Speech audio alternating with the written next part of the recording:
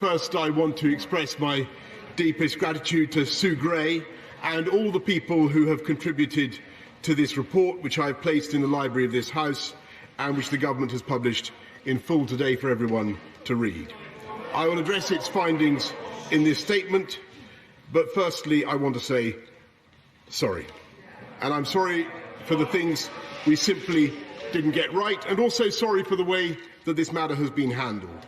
And it's no use saying that this or that was within the rules, and it's no use saying that people were working hard. This pandemic was hard for everyone.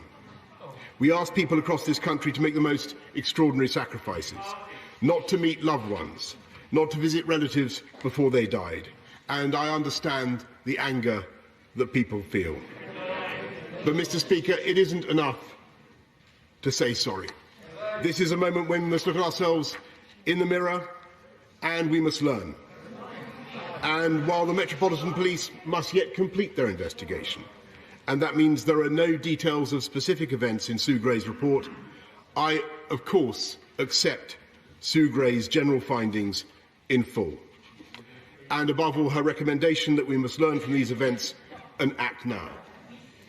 With respect to the events under police investigation, she says, and I quote, "No conclusions should be drawn or inferences made from this other than it is now for the police to consider the relevant material in relation to those incidents."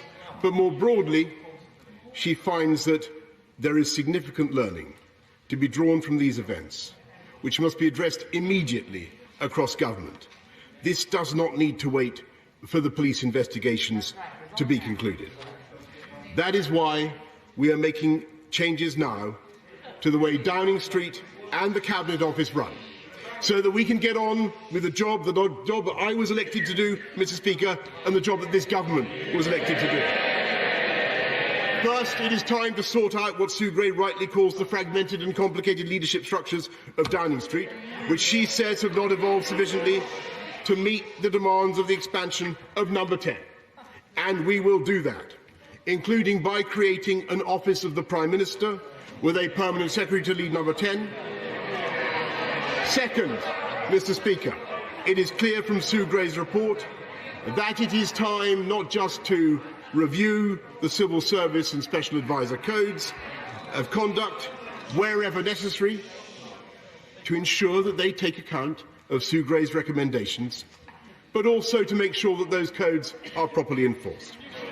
And third, I will be saying more in the coming days about the steps we will take to improve the Number 10 operation and the work of the Cabinet Office, to strengthen Cabinet government, and to improve the vital connection between Number 10 and Parliament.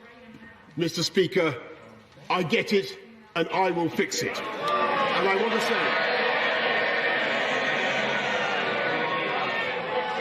I want to say to the people of this country, I know what the issue is. Yes, Mr. Speaker, yes. It's whether this government can be trusted to deliver. And I say, Mr. Speaker, yes, we can be trusted. Yes, we can be trusted to deliver. We said that we would get Brexit done, Mr. Speaker, and we did. And we're setting up free ports around the whole United Kingdom. I've been to one of them today, which is creating tens of thousands of new jobs, Mr. Speaker. We said we would get this country through COVID, and we did. We delivered the fastest vaccine rollout in Europe and the fastest booster programme of any major economy, so that we've been able to restore people's freedoms faster than any comparable economy.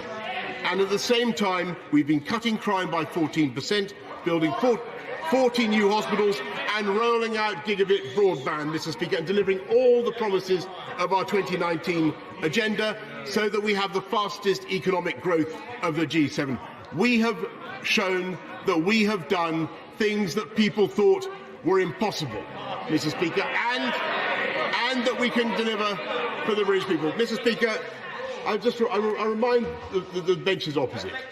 The reason we're coming out of COVID so fast is at least partly because we doubled the speed of the booster rollout. And I can tell the House and this country that we are going to bring the same energy and commitment to getting on with the job, to delivering to the British people and to our mission to unite and level up across this country, Mr. Speaker, and I commend this statement to the House.